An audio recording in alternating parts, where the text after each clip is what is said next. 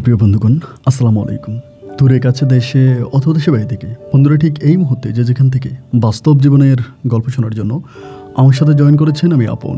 আর যে আপন জীবনের গল্পের 1201তম পর্বে আপনাকে প্রতিদিনের মতো স্বাগতম জানাচ্ছি। বন্ধুগণ, আজ আমি আপনাকে শোনাবো জয়পুরহাটের ছেলে শামীম হোসেনের জীবনের এক অভিশপ্ত তাজ্জব ভয়ঙ্কর বাস্তব জীবন কাহিনী। বন্ধুগণ, আজকের গল্পের টাইটেল মৃত ব্যক্তির ডাকে রাতে ঘুম ভাঙে গ্রামবাসীর। কোনো এক মৃত ব্যক্তির ডাকে রাতে ঘুম ভাঙে ওই অভিশপ্ত গ্রামবাসীর। এই গল্পটা তেমন কোনো ভৌতিক গল্প না, এই গল্পটা মূলত একটা অভিশপ্ত জীবনের গল্প। চরম ভয়ঙ্কর রকম এবং শিক্ষণীয় অভিশপ্ত বাস্তব জীবনের গল্পটা আমি আশা করব আপনারা প্রত্যেকে আমার মুখে শুনবেন এবং গল্প শেষে জয়পুরহাটের ছেলে শামীম হোসেনকে আপনার মতো করে একটা মন্তব্য কমেন্ট বক্সে লিখবেন। ধন্যবাদ সবাইকে। সুপ্রিয় বন্ধুগণ, আসসালামু আলাইকুম। আমার নাম মোহাম্মদ শামীম হোসেন, আমার বাড়ি জয়পুরহাট। বন্ধুগণ, আমি আমার জীবনের এই গল্পটা শুরু করার শুরুতে আপনাদেরকে আমার পরিবারের বিষয়ে জানিয়ে রাখি। আমার পরিবারে আমি আছি, আমার মা আছে, বাবা আছে, রয়েছে আমার বড় একটা বোন সহ ছোট একটা ভাই। আমরা টোটাল 2 ভাই 1 বোন। আমাদের পরিবারটা জয়পুরহাট শহরের অদূরে কোনো এক ছোট্ট গ্রামে এক নিম্ন মধ্যবিত্ত পরিবার। আমার বাবা পেশায় একজন কৃষক। আমার এই গল্পটা আজ থেকে বহু বছর আগের একটা গল্প, যে সময় আমাদের এই পৃথিবী, আমাদের এই দেশটা অত বেশি ডিজিটাল ছিল না হাতে হাতে মোবাইল ফোন, ছিল না কোনো টেলিভিশন। রেডিও যুগে মানুষ খবর শুনতো এবং রেডিওই ছিল বিনোদনের একমাত্র মাধ্যম। আমাদের এলাকাতে একটা লোকের রেডিও ছিল। আমার মনে আছে, আমাদের গ্রামের সব মানুষগুলো একসাথে গিয়ে ওনার এখানে রেডিও শুনতো। রেডিও শোনার জন্য আমরা সবাই ওনার বাড়ির দিকে ধন্না দিতাম। এরকম করে আমার শৈশবের দিনগুলো কাটে। আমি ছোটোবেলায় পড়াশোনা করিনি, শুধু আমি নয়, আমার গ্রামের কোনো মানুষেরই তেমন কোনো প্রাতিষ্ঠানিক শিক্ষা নেই। এমন করে আমার শৈশবের দিনগুলো কাটে এবং কাটতে কাটতে আমি মোটামুটি প্রায় অনেকটাই বড় হয়ে যাই। আমার বয়স প্রায় তখন 13 থেকে 14 বছরের কাছাকাছি। 13 থেকে 14 বছরের কাছাকাছি ওই মুহূর্তে আমি আমার বাবার সাথে বেশিরভাগ সময় কৃষিকাজ করি। আমাদের নিজেদের জমি জমা আছে, এগুলো সহ মানুষের জমিতে কাজবাজ করি এবং এক কথায় বলতে গেলে দিন মজুরের কাজ করে আমি তখন জীবিকা চালাচ্ছিলাম। এই অবস্থার মধ্যে আমাদের এলাকার পাশে হচ্ছে অনেক বড় একটা নদী ছিল। নদী বলতে খালের মতোই ছিল, মানে বিশাল বড় আকার একটা খাল। তো খালের এই পার থেকে ওই পারে মানুষ পারাপার করার জন্য নৌকা ব্যবহার করা হতো, মানে নৌকা যে ব্যবহার করা হতো, তো নৌকা যিনি চালাতেন তিনি অনেকটা দুর্বল হয়ে যায়, মানে অনেক হয়ে যায়, বয়স্ক হয়ে যায়। এরপরে তিনি কোত্থেকে জানি একজন লোককে নিয়ে আসে, যার নাম হচ্ছে শহীদ নামের একটা লোককে নিয়ে আসে এবং যিনি হচ্ছে নৌকা চালায়, মানে যার নৌকা সে মূলত চালায় না, সে বসে থাকে এবং এই লোকটাকে দিছে। এই লোকটা এই পার থেকে ওই পারে মানুষ পারাপার করে এবং দিনের শেষে ওই লোকটাকে একটা বেতন দেওয়া হতো, মানে মাসিক একটা বেতন দেওয়া হতো। মাসিক বেতনে ওই শহীদ নামের লোকটা মানুষ পারাপার করতো, মানুষ পারাপারের কাজ উনি করতো। তো উনি মোটামুটি অনেকটা ইয়াং ছিল, যদিও আমাদের থেকে ওনার বয়সটা অনেক বেশি ছিল, কিন্তু এরপরেও খুবই প্রাণবন্ত একজন মানুষ ছিল। ধরেন আমরা মাঝে মাঝে ওনার কাছে যাইতাম, গিয়ে সবাই মিলে ওনার সাথে বসতাম, আড্ডাবাজি করতাম এবং তিনি যথেষ্ট পরিমাণের প্রাণবন্ত একটা মানুষ, আমাদের সাথে অনেক মজা করতো, মাস্তি করতো। এরকম করতে করতে মূলত নৌকাটা যার ছিল, মানে যিনার নৌকা ছিল, ওই লোকটা মারা যায়। ওই লোকটা মারা যাওয়ার পরে তো ওই লোকের আবার মেয়ে আছে, ছেলে আছে, মেয়ে আছে এবং তাদের কাছ থেকে এই আপনার শহীদ আমরা তখন শহীদ ভাই বলতাম, শহীদ ভাই তখন ওই নৌকাটা কিনে নেয়, মানে ওনাদের কাছ থেকে নৌকাটা কিনে নেয় এবং কিনে নেওয়ার পরে উনি তখন নৌকাটা একাই চালাতো। তো ওনারে জিজ্ঞেস করতাম ওনার বাড়ি কই, কিন্তু জানতে পারতাম ওনার বাড়ি রংপুরেরও অদূরে, মানে আমাদের এখান থেকে অনেক দূরে। তো কিভাবে আমাদের গ্রামে আসছে এবং কিভাবে এখানে নৌকা চালাচ্ছে, কিভাবে তার এই পর্যন্ত আসা, এইসব বিষয় কিন্তু উনি কোনো সময় কোনো কিছু বলতো না। মানে ওনার পারিবারিক বিষয়গুলো উনি সবসময় আমাদের কাছে লুকিয়ে রাখতো। পারিবারিক বিষয় জিজ্ঞেস করলে উনি স্কিপ করে অন্য কথা বলে চলে যেত। তবে একটা বিষয় খেয়াল করে দেখতাম কি জানেন, উনি মোটামুটিভাবে অনেকটা সুদর্শন ছিল এবং পড়াশোনা জানা একটা লোক ছিল। আমাদের গ্রামে তো মানে কোনো মানুষেরই তেমন কোনো শিক্ষা নাই, বাট উনি এরপরও মোটামুটি একটু শিক্ষিত লোক ছিল, পড়াশোনা জানা মনে হচ্ছিল আর কি। তো যখন যিনি নৌকার অরিজিনাল মালিক তিনি মারা যাওয়ার পরে শহীদ ভাই তখন নৌকা দিয়ে লোক পারাপার করতেছে। এরকম করতে করতে একটা সময় তিনি হঠাৎ করে আমারে এসে বলে যে শামীম, একটা কাজ করব, তোমাদের এলাকাতে আমি একটা স্কুল দিব। মানে অনেক পরে বলতেছে। আমি বললাম, ভাই কী বলেন, আমাদের এলাকাতে তো কোনো স্কুল নাই, আর স্কুল যে আপনি দিবেন, স্কুলে পড়াশোনা করার জন্য বাচ্চা কাচ্চা কোথায় পাবেন? উনি তখন বলে, বাচ্চা কাচ্চার প্রয়োজন নেই, তোমরা পড়বা। এমনি বলে তোমরা পড়বা। আমি বললাম ভাই কি বলেন, আমাদের কি পড়ার বয়স আছে? উনি তখন বলে শিক্ষার কোনো বয়স নেই, মানুষ যে কোনো বয়সে শিক্ষা নিতে পারে, তো শিক্ষার কোনো বয়স নাই, আমি এখানে একটা মানে স্কুল দিব, এই কথা বলতেছে। পরে আমরা সবাই হাসাহাসি করতেছি, ভাই এখানে আপনি স্কুল দিবেন, এই স্কুল কি এখানে চলবে, এটা কি চলার মতো কোনো জায়গা? তাই এরকম করে ওনারে বলি, উনি তখন না ওখানে একটা স্কুল উনি দিবি এরকম করে উনি আলোচনা করে গ্রামের অন্য অন্য লোকজনের সাথে। তো স্কুল দেওয়ার জন্য ওনারা কেউ কোনো জায়গা দেয় না যে স্কুলটা দিতে হবে বা স্কুলের জায়গায় দিবে ওই জায়গায় দিবি, ওরকম কোনো জায়গা ওনারা কেউই দিচ্ছে না, যার কাছে যাই সেই মানা করে দেয়, জায়গা দেয় না। এরপর উনি কী করতো, যেখানে ওনার নৌকাটা উনি বাঁধতো মানে খালের পাড়ে, ওই জায়গার মধ্যে একটা বট গাছ আছে অনেক বড়, বট গাছটার নিচেই তিনি তখন তার স্কুলটা প্রতিষ্ঠা করেন। উনি একটা বোট কিনে নিয়ে আসে এবং বোট কিনে এনে ওই জায়গার ভিতরেই তিনি তখন মানুষকে পড়াচ্ছিলেন। প্রথমে আপনার এই ইয়েতে লিখতো, আপনার কি বলে মাটিতে লিখতো, এরপর একটা বোর্ড নিয়ে আসে, ওই বোর্ডের মধ্যে উনি লেখে এবং সবাইকে তখন পড়াচ্ছিল এইভাবে পড়তে হবে, এটা ওইটা ওভাবেই। তখন মানে অনেক বাচ্চারা আসতো, আমাদের আশেপাশের গ্রামের অনেক বাচ্চারা আসতো এবং শুধু বাচ্চারা না, অনেক বয়স্ক লোকেরাও এসে ওনার কাছে মানে শিখতো। তো উনি শিখাচ্ছ মানে খুব ভালো মনের একজন মানুষ ছিল আর কি। তো এমন করতে করতে উনি কী করতো, মানে আমার সাথে ওনার সম্পর্কটা খুব ভালো হয়ে যায় এবং আমাদের গ্রামে উনি যেমনই মাঝি তেমনই হচ্ছে শিক্ষক নামে অনেক পরিচিত হয়ে যায়। তো আমার সাথে যখন সম্পর্কটা ভালো হয়ে যায়, উনি মাঝে মাঝে আমাদের বাড়িতে যাইতো, মানে শহীদ ভাই আমাদের বাড়িতে যাইতো। তো আমার আব্বা আমার সাথে বসতো, কথাবার্তা বলতো, খাওয়া দাওয়া করতো, মানে মোটামুটি আমাদের সাথে ওনার একটা ভালো সম্পর্ক হয়ে যায়, ওনার একটা পারিবারিক সম্পর্ক হয়। যদিও উনি যেখানে নৌকা চালাইতো ওইখানেই হচ্ছে উনি একটা ঘর বানায়, নিজে নিজে একটা ঘর বানায়, মানে পাড়ে একটা ঘর বানায়, ওই ঘরের মধ্যে উনি থাকে, ওইখানে রান্নাবান্না করে উনি নিজে রান্নাবান্না করে খায় এবং মানুষ পারাপার করে। এবং যেই ঘরটা ওনার ওই ঘরের পাশেই হচ্ছে তিনি স্কুল প্রতিষ্ঠা করে, মানে বাচ্চা পড়ায় দিনের বেলায় দুপুরবেলায়। তো এইরকম করেই তখন উনি আমাদের বাড়িতে আসতো যাইতো আসতো যাইতো। এমন করতে করতে আমার এক বড় বোন ছিল, আমার বড় বোন নাম হচ্ছে স্বপ্না আপা, মানে উনি আমার বড় আর কি, আমার একটা ছোটো ভাই আছে। এবার স্বপ্নাবে একদিন আমার বললো কি যে মানে ওনার সম্বন্ধে আমি একটু ভালো করে খোঁজখবর নেওয়ার জন্য। স্বপ্নাপা আমারে বলতেছে, আমি তখন বললাম যে কেন, ওনার সম্বন্ধে ভালো করে খোঁজখবর নিতে হবে কেন, উনি বহু বছর ধরে আমাদের গ্রামে আছে, সবার সাথে ওনার অনেক ভালো সম্পর্ক, উনি তো মানুষ হিসেবে অত্যাধিক ভালো, তা কেন ওনার এত খোঁজখবর নিতে হবে? আমার বোন আমারে বললো, তোরে যেটা বলতেছি তুই সেটাই কর, আব্বা আম্মা ওনার সাথে আমার বিয়ে ঠিক করছে। আমার বোন বলতেছে, আমি বললাম কি বলো, আব্বা আম্মা তোমার সাথে ওনার বিয়ে ঠিক করছে? কই, আমারে তো বলে নাই। এরপর আমার বোন বলতেছে, তোরে যেটা বলছি তুই এটা কর, তুই খোঁজ খবর নিয়ে দেখ। তা আমি আর শহীদ ভাইয়ের সম্বন্ধে কতটুকু খোঁজ খবর নিব, আর উনি তো বিশেষ করে ওনার ব্যক্তিগত জীবন নিয়ে উনি কারোর সাথে কোনো কিছু শেয়ার করে না, উনি কোত্থেকে আসছে, ওনার ঠিকানা কি, এগুলো কোনো কিছুই উনি কারোর কাছে বলে না, আর আমরা জানতে চাইলেও উনি ওই বিষয়গুলো লুকিয়ে রাখে। তো এমন করতে করতে একদিন আমার আব্বারে আমি তখন জিজ্ঞেস করলাম, মানে আমার বোন আমাকে এটা বলার 2 দিন পরে আব্বার সাথে জমিতে কাজ করি, তো কাজ করতে করতে আব্বারে বললাম, আব্বা আপনার নাকি স্বপ্না আব্বার সাথে শহীদ মাঝি শহীদের বিয়ে ঠিক করছেন। আমার আব্বা বলে, কে বললো তোরে? আমি বললাম স্বপ্না পাই না বললো। আমার আব্বা বলে, আমার মাথা খারাপ হয়েছে, আমি জানি, আমি এই সম্বন্ধে কিছু জানি না। পরে আমি বললাম, মা ঠিক করছে নাকি? বলে না, তোর মা যদি করতে তাই তোর মা তো আমারে বলতো। ওই দিনে বিকেলে আমি তখন আমার মায়েরও জিজ্ঞেস করি, মানে আমার বোনের অগোচরে। আমার মাও তখন বলে যে না, এরকম কোনো কথা তো আমরা স্বপ্নার কাছে বলি নাই, তাই স্বপ্নে এই কথা পাইলো কই, স্বপ্নে এই কথা কই পাইছে? রাতে আমি তখন স্বপ্ন আপারে জিগাইলাম যে আপা, তুমি যে আমারে বললা যে আব্বা আম্মা তোমার সাথে শহীদ ভাইয়ের বিয়ে ঠিক করছে, শহীদ ভাইয়ের কাছে তোমাকে বিয়ে দিবে, কিন্তু আমি আব্বা আম্মার সাথে যখন কথা বললাম, এনারা তো ডিরেক্টলি আমাকে বলতেছে যে তারা এরকম কোনো কথাই বলে নাই, তারা এরকম কোনো কথাই তোমারে বলে নাই, তা তুমি এই কথা কই পাইছো? এবার আমার বোন বলতেছে, আব্বা আম্মা বিয়ে দেখবা না দেখ, আমি তোর শহীদ মাস্টারে বিয়ে করব। আমার বোন আবার মাস্টার বলতো যে আমি শহীদ মাস্টারে বিয়ে করব। পরে আমি বললাম, আফা দেখো, শহীদ মাস্টারে তুমি বিয়ে করবা, শহীদ মাস্টার তোমার বিয়ে করলেই না তুমি শহীদ মাস্টারে বিয়ে করবা, সে যদি বিয়ে না করে? আমার বোন তখন খুব রেগে যায়, মানে আমার এই বোনটা খুব রাগী ছিল, আমার বড় তো মানে এত রাগী ছিল বলার মতো না, প্রচণ্ড রকমের রাগী। আমার বোন বলতেছে বিয়ে করবে না, মানে আমার ওর 14 গোষ্ঠী আমার বিয়ে করবে, এরকম করে আমার বোন তখন রাগে রেগে কথা বলে।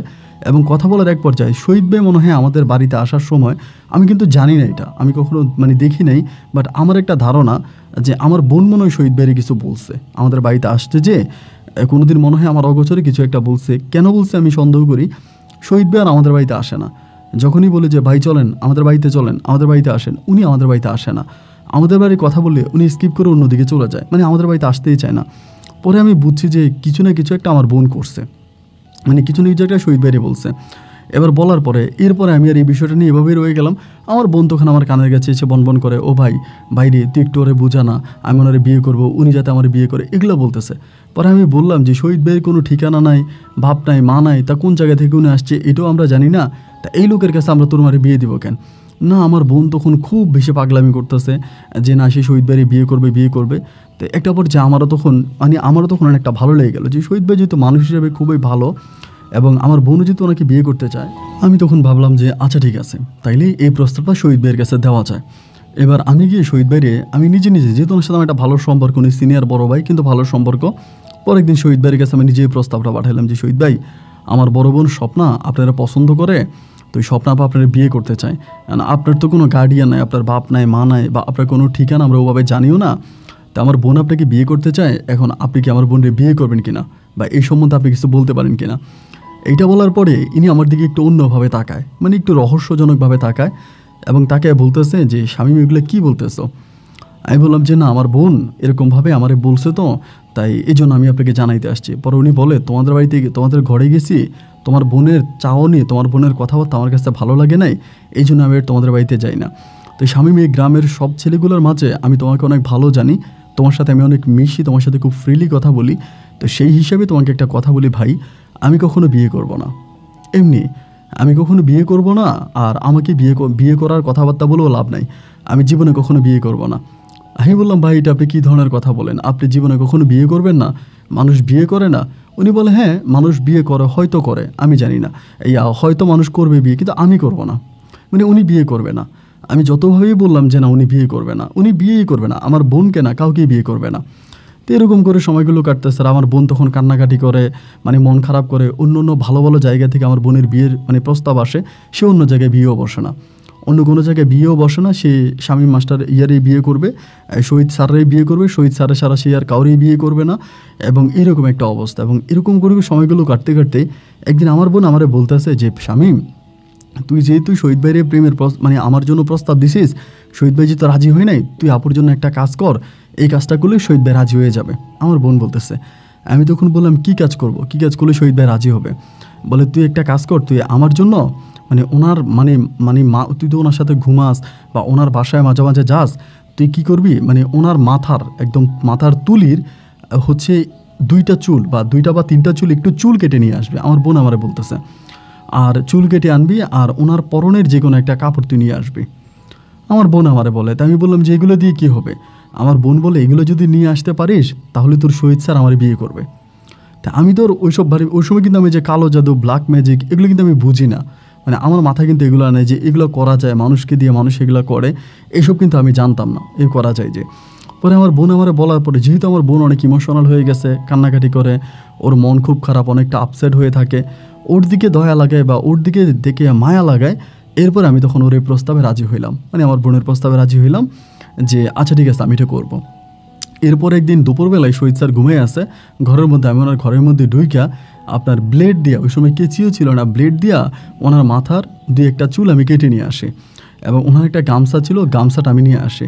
আনার পরে এই চুল আর গামছা আমার বোনের হাতে দিই। আমার বোনকে দিয়ে বললাম যে দেখ, আমি এগুলো এনে দিছি। না, আমার বোন এগুলো দিয়ে কী করছে না করছে আমি জানি না।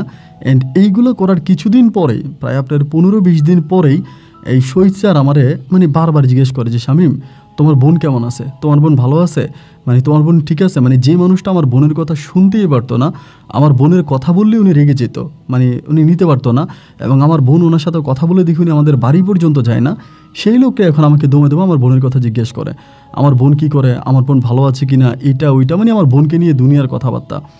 পরে আমি চিন্তা করলাম, কী রে বাবারে, কী চিন্তা করলাম আর হলো কি, আমি ভাবছিলাম কি আর হইলোটা কি। পরে আমি আর এই বিষয় নিয়ে কোনো কথাবার্তা বলি না, বা শামীম স্যারও আমি আর কিছু বলি, আপনার শহীদ স্যারেরও কোনো কিছু বলি না। এরকম করতে করতে ওইবার দেখি যে মাঝে মাঝে আমার বোন আসে ওনার এখানে, উনি আমার বোনের সাথে কথাবার্তা বলে, দুজনের মোটামুটি একটা ভালো সম্পর্ক হয়ে গেছে। এবং ভালো সম্পর্ক হয়ে যাওয়ার পরে উনি নিজেই তখন আমার বোনকে বিয়ে করার জন্য আমার আব্বার কাছে প্রস্তাব পাঠায়। কিন্তু সত্যিকার অর্থে আমি আদৌ জানি না যে আমার বোন কী করছিল ওনাকে, কী করে ওনাকে পড়াইছে বা উনি কীভাবে রাজি হয়েছে, আমার আব্বার কাছে বিয়ের প্রস্তাব পাঠায়।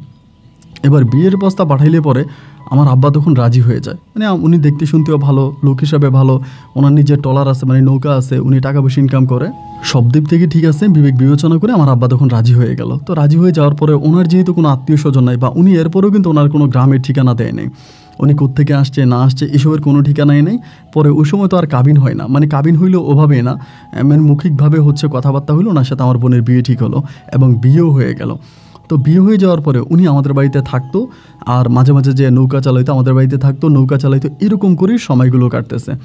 তো এইভাবে প্রায় 5 মাসের মতো কেটে গেল। আমাদের পরিবারে উনি জামাই হিসেবে আছে, মানে ঘর জামাইয়ের মতোই থাকে, টোটালি ঘর জামাইয়ের মতো থাকে। 5 মাস কেটে গেল এবং 5টা মাস পরে যেটা হইলো সেটা হচ্ছে আমার আব্বা তখন আমারে বলতেছে, তুই তো বেকার, আর তোর তো কোনো কাজ কাম নাই, তুই তো কোনো কিছু করিস না, একটা কাজ কর, তুই তোর দুলাভাইয়ের নৌকাটা চালা, মানে আমার এই মানে শহীদ দুলাভাইয়ের। তাই আমি বললাম নৌকা তো উনিও চালায়, আমিও নৌকা চালাবো, কেমনে হইলো? আমার আব্বা তখন বলতেছে যে তুই নৌকাটা চালা, উনি আমার সাথে মাঠে কাজ করবে। মানে আমি তখন মাঠের কাজ খুব বেশি একটা করতাম না, মাঠে গেলে আমার ভালো লাগতো না, আমার শরীর পুড়ে যেত, ভালো লাগতো না, এই জন্য আমি মাঠের কাজে যাইতাম না।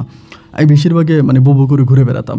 পরে আমার আব্বা বললো যে নৌকাটা যদি তুই চালা, আর এই জামাইরে নিয়ে আমি মাঠে কাজ করব। এই কথা আব্বু আমার বলার পরে আমি তখন তাই বলি যে ঠিক আছে, দেখ বলেন আপনি দুলাভাইরে বলেন দুলাভাই নৌকা দিবে কিনা। পরে যখন আমার দুলাভাইরে জিজ্ঞেস করলাম, আমার আব্বু জিজ্ঞেস করার পর আমার ভাই বললো যে মানে দুলাভাই বলতেছে আচ্ছা ঠিক আছে, যদি শামীম চালায় তাহলে তো ভালোই, চালাক। এবার আমার নৌকা দিয়ে দিল। আমার নৌকা দিয়ে দেওয়ার পরে আমি তখন নৌকা চালাইতাম। এরপরে এই শামীম দুলাভাই মানে আমার বোন জামাই তখন সারাক্ষণই মাঠে পড়ে থাকতো।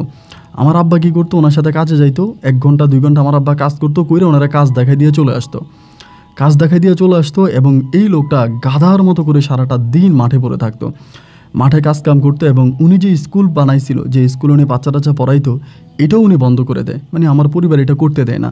আমার আব্বা ডিরেক্টলি মুখের উপরেই বলে আমি খাওয়াবো, আমি পড়াবো, আর আপনি অন্যের বাচ্চা পড়াবেন, এগুলো হবে না, আমার সাথে থাকতে হবে, আমাদের পরিবারে থাকতে হবে, কাজ করতে হবে। এই লোকটাকে দিয়ে এতভাবে কাজ করায় যেটা নর্মালি কোনো মানুষ দেখলেই তার চোখে পানি চলে আসবে। ওনারা কতক্ষণ মাঠে, কতক্ষণ জমিতে, কতক্ষণ মাছ ধরায়, কতক্ষণ কৃষিকাজ করায়, কতক্ষণ সবজির চাষ করায়, মানে এক একবার এক এক দিন, মানে আপনার সকাল থেকে রাত পর্যন্ত এই লোকটা মাঠে ঘাটে কাজ করে। আর আমি নৌকা চালাইতেছি, নৌকা চালায় যা 2-1 টাকা পাইতেছি, মজা মাস্তি করে খাইতেছি, বন্ধু বান্ধবদেরকে নিয়ে উড়াইতেছি, মানে আমি আমার লাইফ এনজয় করতেছি। এমন করতে করতে মাঝে মাঝে আমার এই শহীদ স্যারের জন্য মায়া লাগতো, যে রাত 8টা বেজে যেত, 9টা বেজে যেত, উনি তখন পর্যন্ত মাঠে পড়ে থাকতো, মানে মাঠে কাজ করতো আর কি, মানে হুড়দুম কাজ করতো। এবং দেখতাম যে উনি মুখটা অনেক কালো করে থাকতো, সারাক্ষণ মন খারাপ করে থাকতো। আর আমার বোন কী করতো জানেন, মানে রাতের বেলায় ওনারা একটা সেকেন্ডের জন্য শান্তি দিত না, দূরছাড় করতো, ওনাকে দিয়ে শরীর টিপাইতো, শরীর মেসেজ করে। আমি কীভাবে বুঝতাম, আমার বোন বলতো এই ভালো করে টিপ, পা ভালো করে টিপ, ভালো করে টিপ দে, মানে লাথি মারবো নাইলে তোরে, এরকমভাবে ব্যবহার করতো, খারাপ ব্যবহার করতো। আব্বা সারাটা দিন ওনারা মাঠে খাটাইতো, আর আমার বোন সারাটা দিন ওনারা দিয়ে শরীর টিপাইতো, ওনারা আমার বোনের কাপড় চোপড় ধোয়াইতো। মানে ঘর জামাই থাকলে একটা মানুষকে যেভাবে অত্যাচার করা যায়, অত্যাচারের সর্বোচ্চ এই লোকটাকে দিয়ে করাইতো। তো চোখের সামনে দৃশ্যগুলো দেখে যেতাম, বাট আমার তো ওই সময় আসলে অতটা বয়স হয় না এটার প্রতিবাদ করার মতো, আমি কোনো প্রতিবাদও করতাম না, আর আমি এগুলো বুঝতামও না। এমন করতে করতে করতে করতে প্রায় 1.5 থেকে 2 বছরের মতো উনি আমাদের বাড়িতে কাজ কাম করে, আমাদের বাড়িতে থাকে। এবং 1.5-2 বছর পর এই লোকটা কেমন জানি একটু অন্যরকম হয়ে গেছে।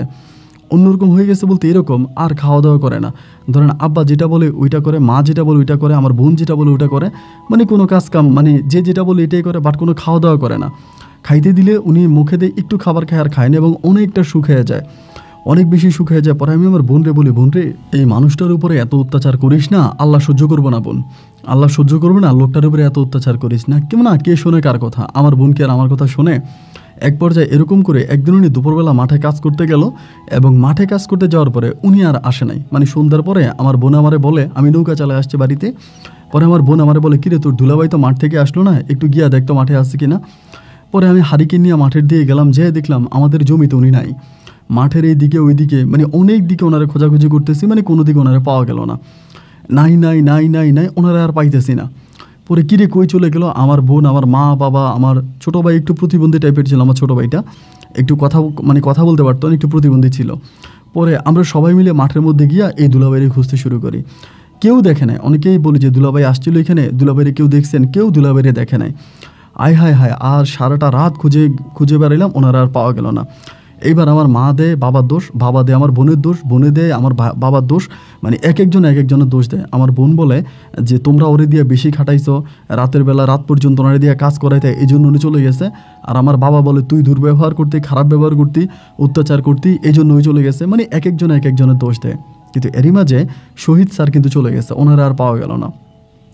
তা আমি তখনও নৌকা চালাইতেছি, এইখানে ওইখানে বিভিন্ন দিকে ওনারা খোঁজাখুঁজি করতেছি। আর উনি চলে যাওয়ার পরে আমার বোনের ভালোবাসা বেড়ে গেছে। হায় হায়, আমার বোন তখন নদীর পাড়ে গিয়ে বৈশা বৈশা কান্না করে, ওনার ওই পুরনো যে ঘর ছিল ওই ঘরে গিয়ে কান্নাকাটি করে, বট গাছের নিচে বৈশা কান্নাকাটি করে, এবং মানুষের কাছে যারে যেখানেই পায় কেউ দেখছে কিনা, কোথাও উনি আছে কিনা, মানে মানুষের কাছে গিয়ে উনি আমার বোন হাতে পায়ে ধরে কান্নাকাটি করে বলে যে কোথাও পাওয়া যায় কিনা, এবং বিভিন্ন জায়গায় আমার বোন নিজেও ওনারে খুঁজতে থাকে।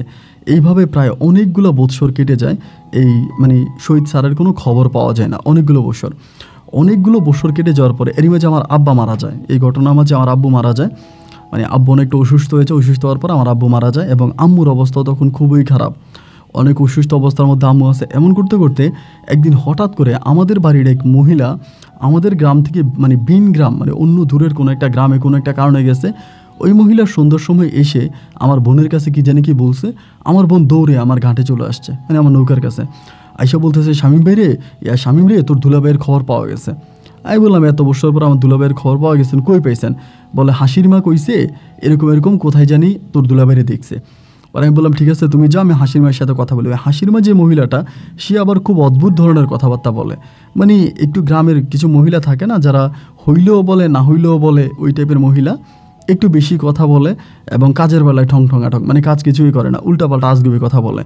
আমি আমার বোনেরও বললাম যে তুই হাসির মেয়ের কথা শুনে দৌড়ে এসেছিস, হাসির মা তো ফালতু কথাবার্তা বলে, সঠিক কথা কোনোটাই বলে না। আমার বোন বলে, তুই একটু ভাই খবর নেয় না।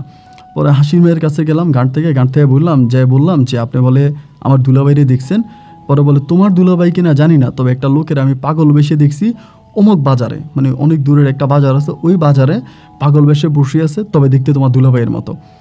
এই কথাটা যখন বলার পরে আমার মনটার মধ্যে কেমন চিনি একটা মানে নাড়া দিয়ে উঠলো যে হইলেও তো হইতে পারে, কারণ এই লোকটার যেভাবে প্রেশার দিছে কাজের, বা যেভাবে তারা অত্যাচার করছে, এবং তিনি সম্ভবত এরকম কিছু একটা করে ফেলতে পারে, বা উনি বাড়িঘর ছেড়ে চলেও যেতে পারে এই হিট বা এই কষ্টগুলো নিতে না পাই না। পরে রাতের বেলা আমার বোন বলতেছে, তুই রাত্রে যা। আমি বললাম যে রাতের বেলায় তো আমি যাইতে পারবো না, আমি সকালবেলা যাবো, কারণ এটা অনেক দূরে। পরে সকালবেলা যেতে এখানে আমার দুপুর হয়ে গেছে, কত দূরে বুঝেন।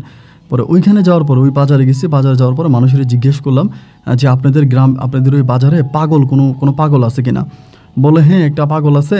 এবার একটা লোক আমরা নিয়ে যায়, বাজারের পাশে হচ্ছে একটা পুকুর আছে, এই পুকুর পাড়ে বসে থাকে নাকি সারাক্ষণ পুকুর পাড়ে বসে থাকে, এখানে জিগির করে, আল্লাহ বিল্লাহ করে জিগির করে, আর এদিকে এসে মানে বাজারের থেকে মানুষের কাছ থেকেই মানে চেয়ে খুঁজে তারপরে খায়।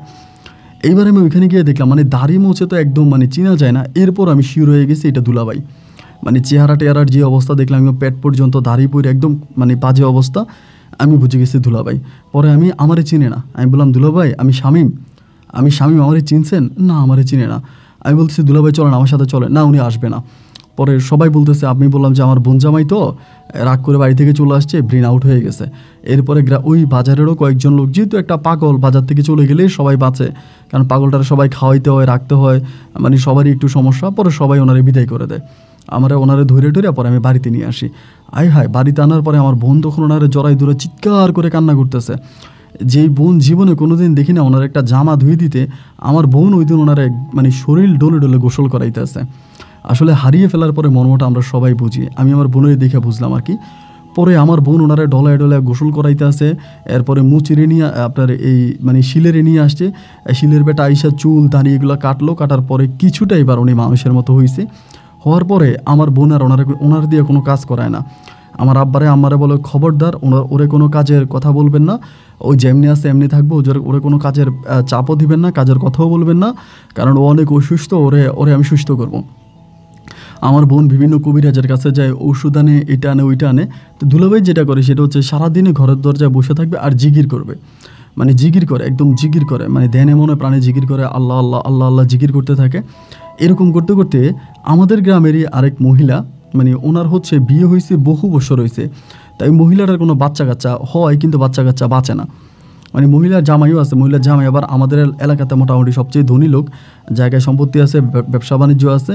এই মহিলার কি করে, মানে পেটে সন্তান হয়, এ পর্যন্ত 4টা সন্তান হয়েছে, এবং 4টা সন্তানে প্রসব করার সময় মারা যায়, মানে সন্তানগুলো পেট থেকে মৃত বের হয়।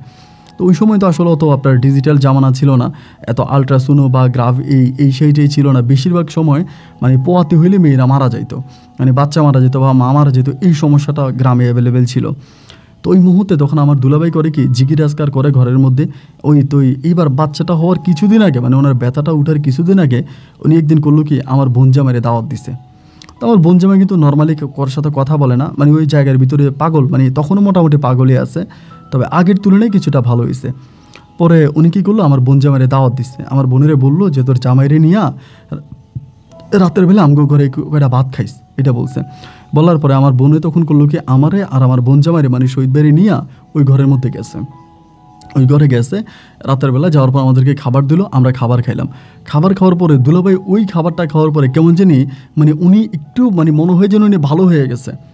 পরে উনি আসছে, মানে ওই মহিলাটা আসছে, এসে দুলাভাইয়ের সামনে বলল যে আপনি তো জিজ্ঞাসা করেন, আপনি আমাদের গ্রামের ভালো মানুষ, আমাদের গ্রামের বাচ্চাদেরকে পড়াইতেন, কারো কোনো হক হালালি পথে চলতেন, কারো ক্ষতি করতেন না, আপনার দোয়া হয়তো আল্লাহ কবুল করবে, যদি পারেন 2-1 দিনের মধ্যে আমার সন্তান হবে, আমার তো সন্তানগুলো সবসময় মৃত হয়, আপনি দোয়া করবেন আল্লাহ যাতে আমার এবার একটা জীবিত সন্তান দেয়। দুলাভাই ফট করে উনি বলে বসলো যে এবার আপনার একটা জীবিত খুব সুন্দর ছেলে সন্তান হবে। হঠাৎ করে, মানে একেবারে হঠাৎ করে এই কথাটা বলছে। বলা মাত্রই মহিলা আলহামদুলিল্লাহ আলহামদুলিল্লাহ বলা শুরু করছে। তো দুলাভাইরে নিয়ে আমরা আবার চলে আসতেছে, খাওয়া দাওয়া শেষ। আমার বোনের রাস্তার মধ্যে বলতেছে কী ব্যাপার, এমনিতে যে কথা বলেন না, কথা বললে কথার উত্তর দেন না, পাগলের ভাব ধরে থাকেন, এই কথা ওই মহিলারা বললেন কেন? আমার দুলাভাই কিন্তু আর কোনো কথা বলে না, মানে ওই কথা ওইখানে একটা ফট করে কথা বলে গেছে, এরপরে রাস্তার মধ্যে কিন্তু আর কোনো কথা বলে না।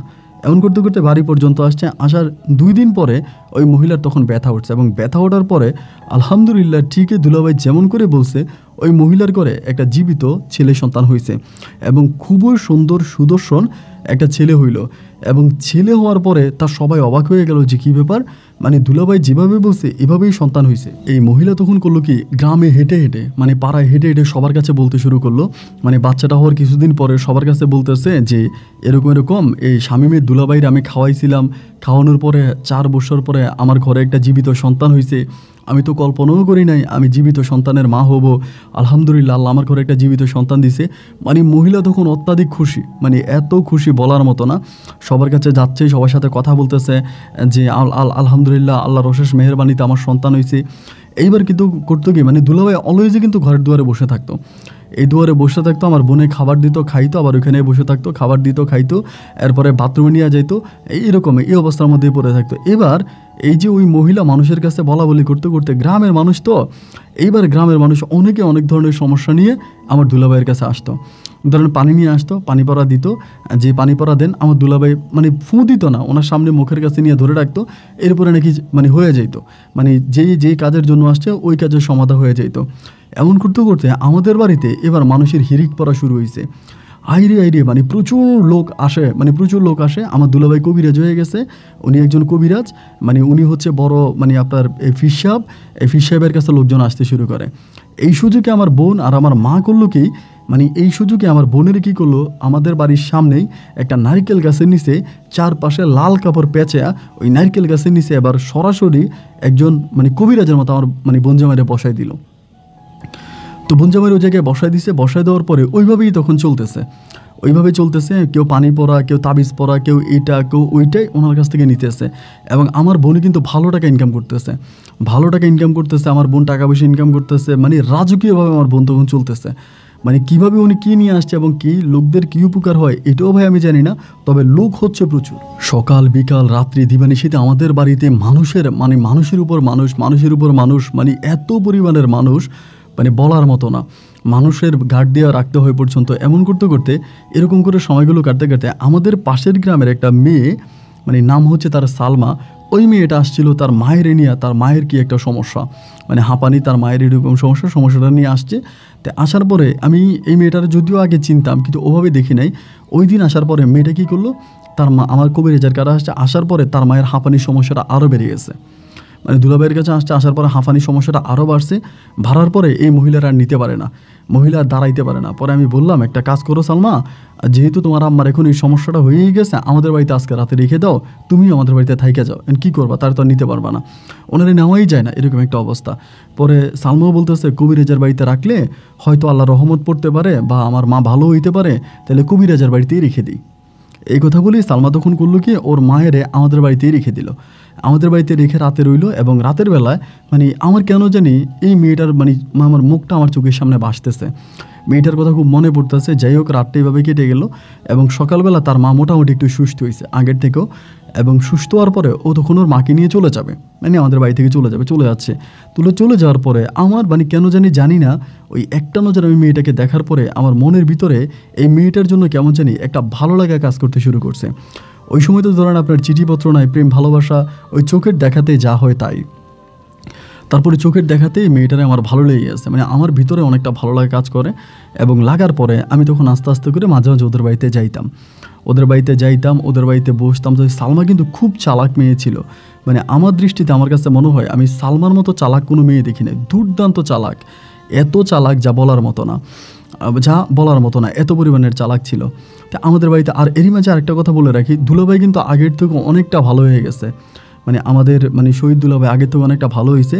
আর আমার বোনের ঘরে একটা পুত্র সন্তানও হয়েছে। এই ঘটনাগুলোর মাঝে আমার বোনের ঘরে একটা ছেলে সন্তান হয়েছে, মানে আমার এই হচ্ছে বড় বোন স্বপ্নাপুর ঘরে। তো এই সন্তানটাও হইলো, সন্তানটা নিয়ে আমার বোন তখন আলোলে দোললে মানে খুব ভালো আছে, দুলাভাইও ভালো আছে, আমাদের পরিবারের মধ্যে পড়ে আছে, আমাদের পরিবারের মধ্যে মাকে নিয়ে ওভাবেই থাকতেছে। আর তা এখনও হলো কি, আমিও যে সালমাদের বাড়িতে যাইতাম, সালমার মায়ের সাথে কথাবার্তা বলতাম, এমন করতে করতে আস্তে আস্তে করে সালমার প্রতি আমার একটা ভালো লাগা কাজ করতে শুরু করে। এবং ভালো লাগা যখন কাজ করতে শুরু করে মাঝে মাঝে ওদের বাড়িতে যাইতাম আসতাম। এমন করতে করতে আমি তখন আমার বড় বোনের একদিন বললাম যে তুই তো শহীদ দুলাভাইরে পছন্দ করতে, দুলাভাই তো রাজি হয় নাই, আমি তো তোর অনেক কাহিনী করে অনেক কিছু করে দুলাভাইয়ের সাথে তোর বিয়েটা পড়াই দিলাম, এখন তুই আমার একটা উপকার কর। আমার বোনেরে বলতেছি। আমার বোন বলে কী উপকার? আমি বললাম এমন ঘটনা, অমুক বাড়ির সালমা মেয়েটার আমার ভালো লাগছে, আমি ওরে বিয়ে করব, এখন তুই যদি পারস এই মেয়েটার সাথে আমাকে বিয়ে পড়াই দে। আমার বোন তখন আমার বলতেছে যে এটা কি সম্ভব, এখন এটা কি মানে মা রাজি হইব? আমি বললাম মা রাজি হইব কি হবে না এটা তো আমি জানি না, তুই মায়ের সাথে কথাবার্তা বইলা মায়েরা রাজি করা, এই মেয়েটার আমার খুব ভালো লাগছে, আমি মেয়েটার বিয়ে করব, মেয়েটার বিয়ে করে আমি আমার বাড়িতে আনবো। এইবার আমার বোন তখন বললো কি আম্মার সাথে কথা বললো, আম্মা রাজি হয় না। মানে মেয়ের পারিবারিক অবস্থা অতটা ভালো না, মেয়েদের তেমন কোনো জায়গা নাই, সম্পত্তি নেই, মেয়ের বাবা মানুষের জমিতে কাজবাজ করে, এরপরে মেয়ের ভাই বোন আছে আরও অনেকগুলো। তো এগুলোর জন্য বলতেছে যে না, এই বাড়িতে মানে এখানে বিয়ে করাবে না, আরও ভালো অবস্থানে বিয়ে করাবে। কারণ তখন তো আমার মা, আমার পরিবারের মানুষরা আসমান দিয়ে চলাফেরা করার মতো অবস্থা। প্রতিদিনে তারা এই দুলাভাইরে দিয়া, মানে শহীদ দুলাভাইরে দিয়া অনেক টাকা ইনকাম করতেছে, ভালোভাবে চলতেছে। এখন তো তারা মনে করেন আর আমাদেরকে গোনার টাইম নেই, মানে আমার কথা মানে ও কোনো গরিব নিয়ে চিন্তা করার সময় নেই।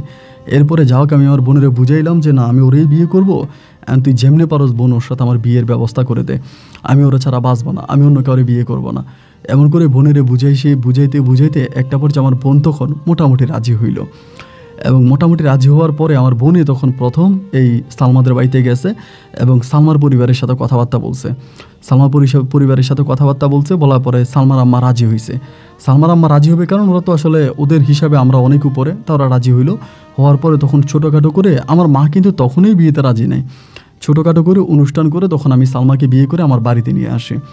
তো বাড়িতে নিয়ে আসি, আমি কবিরাজের আপনার শালা, এই জন্য সবাই আমাকে অনেক ভালোভাবে চিনে আমার এলাকাতে।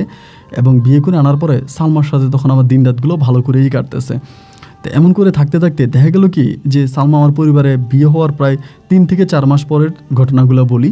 এবং 3-4 মাস পরে যেটা হইতো, সালমা আমার ঘরে থাকতো, আমার সাথে থাকতো। তো আমার বোন সারাক্ষণই আমার আম্মার নিয়ে কথা বলতো, আমার আম্মুর সাথে পড়ে থাকতো, আমার আম্মা যা বলে তা, আমার বোন এবং আমার মা এভাবেই চলতো। এমন করতে করতে আমাদের বাড়ির সামনে একটা আম গাছ ছিল, মানে অনেক বড় একটা আম গাছ। তা আম গাছ হওয়ার পরে ওইখান থেকে কিন্তু প্রচুর আম হইতো। তো একদিন হইলো কি, আমার আমার একটা শালি আছে, আমার শালি এই বাড়িতে আসছে এবং আসার পর আমার শালিটাও দেখতে মাশাআল্লাহ অনেকটাই ভালো ছিল, সুন্দর ছিল, নাম ছিল শাহেদা, মানে আমার ওই সালমার ছোটো বোনে, মানে শাহেদা। পরে ও আসার পরে ওরে আমার ওয়াইফে কয়টা আম পাইরে দিচ্ছে। এখন কয়টা দিছে ওটা তার আমি জানি না, মোটামুটি মনে হয় অনেকগুলো আমই দিয়ে দিছে। এখন আমগুলো দিয়ে দেওয়ার পরে আমার ওই শালি তখন আম নিয়ে চলে গেছে বাড়িতে। আমি রাতের বেলায় কোত্থেকে জানি আসছি, তখন কিন্তু আমি কোনো কামাই রুজি করি না, আমি ববো করেই ঘুরে বেড়াই। ওই দুলাভাইয়ের ইনকামের উপরে আমাদের গোটা পরিবারটা চলে। বাড়িতে আসার পরে দেখলাম আমার বউ কান্না করতেছে, মানে সালমা কান্না করে। তো সালমা যখন কান্না করে আমি জিজ্ঞেস করলাম কী হয়েছে, কান্না করতেছো কেন? পরে আমারে বলে তোমার বোন আর তোমার মা আমারে বকছে। তো আমি বললাম মা আর আমার বোন তোমারে বকবে কেন, কী হয়েছে? বলে তুমি কি এই বাড়ির কোনো মালিক না? তোমার কি এই বাড়ির মধ্যে কোনো অধিকার নাই? তুমি কি এই বাড়ির কোনো সন্তান না? আমি বললাম কেন আমি এই বাড়ির সন্তান হব না? আমি তো এই বাড়ির সন্তান, আমার বাপের সন্তান, আমি এই বাড়ির সন্তান। ও বলে না, আমার মনে হয় না তুমি এই বাড়ির সন্তান। এই বাড়ির সন্তান একমাত্র তোমার বোন স্বপ্না, শুধু এই বাড়ির সন্তান, আর তুমি এই বাড়ির কেউই না। তুমি যদি এই বাড়ির কেউ হইবা তাহলে কি আমার এইভাবে অপমান করতে পারে? আমি বললাম, আরে বাবা কী অপমান করছে আমার, এটা তো আগে বলবা, অপমানটা কী করছে?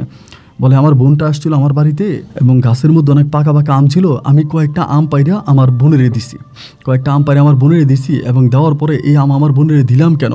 আমার বোন ঘর থেকে বের হইতে না হইতে তোমার মা আর তোমার বোন আসছে তেরে আমারে মারার জন্য আসছে। আমার সব মাইরা নাকি আমার বোনের সাথে বাড়ি থেকে বের করে দিবে, এরকম একটা অবস্থা। আমি বললাম, আম কয়টা পাইরে তুমি তোমার বোনেরে দিছো? এভাবে বলার তো কোনো কারণ নাই, কেন তারা এভাবে বলবে কেন? আচ্ছা ঠিক আছে, আমি কথা বলবো না। বউ তখন গাল ফুলে আছে।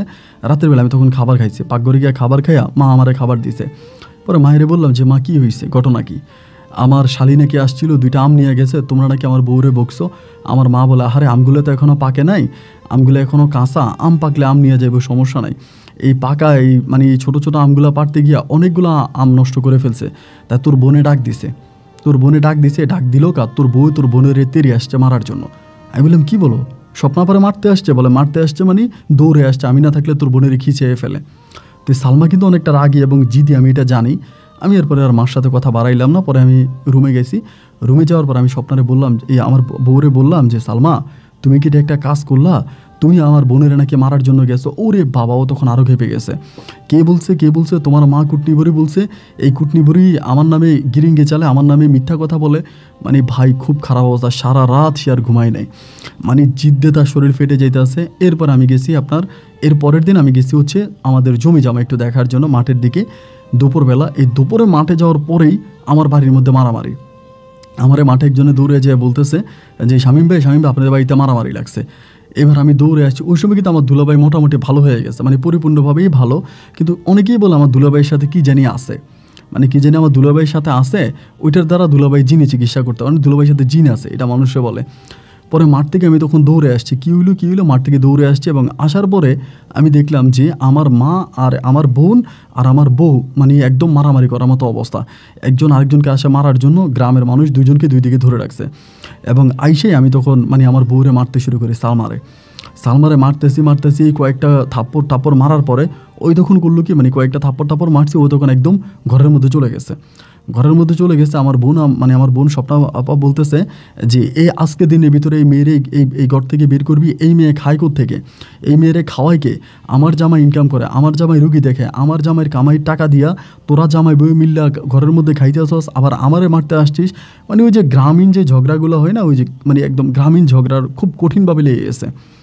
এমনভাবে লাগছে রে ভাই, আমি এবার কি করবো? না পারি বোনের পক্ষে যাইতে, না পারি আমার বউয়ের পক্ষে যাইতে। এবার বউ আমারে বলতেছে, আমি থাকবো না, আমি এই পরিবার থেকে চলে যাব। এই পরিবারে তোমার কোনো দাম নাই, তোমার কোনো মূল্য নাই, তোমার কোনো মর্যাদা নাই, কেউ তোমারে মানে না, তোমারে মূল্যায়ন করে না, তোমার কথা শোনে না, আমি এখানে থাকবো না, আমি এখান থেকে চলে যাব। রাতের বেলা আমি সালমারে বুঝাইলাম যে, সালমা দেখো, দুলাভাই টাকা পয়সা ইনকাম করে।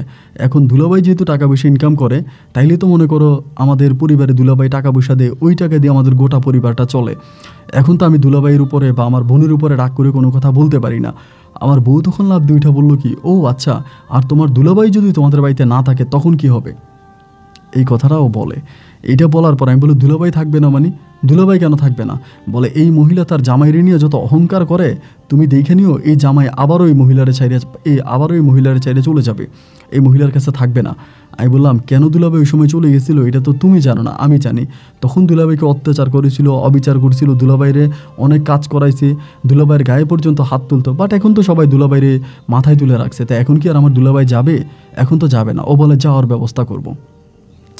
আমি বলি, সালমা মাথা ঠান্ডা করো, এত গরম হইলে হয় না, এত গরম হইলে মানুষ চলতে পারে না, তুমি মাথা ঠান্ডা করো। পরে আমি ওর মাথা ঠান্ডা করলাম। এইবার দেখলাম যে না, দিন যত সামনের দিকে যাচ্ছে, আমার বোনের সাথে আমার এই মায়ের সাথে এই সালমার সম্পর্ক ঝগড়া ঝাঁটি খারাপের দিকে যাচ্ছে। কোনোভাবেই কাউরে ঠিক রাখা যাচ্ছে না, না সালমারে ঠিক রাখা যাচ্ছে, না আমার বোনরে ঠিক রাখা যাচ্ছে। এমন করতে একটা সময় সালমা আমার হঠাৎ করে বলে বসলো, আচ্ছা তোমার বোন এই পরিবারে থাকে কেন? তোমার বোন এখানে কেন থাকে? তোমার বোন কেন তার বোন তার জামাই নিয়ে এখান থেকে চলে যায় না? আমি বললাম, তো আমার বোন যদি তার জামাই নিয়ে চলে যায় তাহলে আমি খাবো কি, আমরা চলবো কেমনে?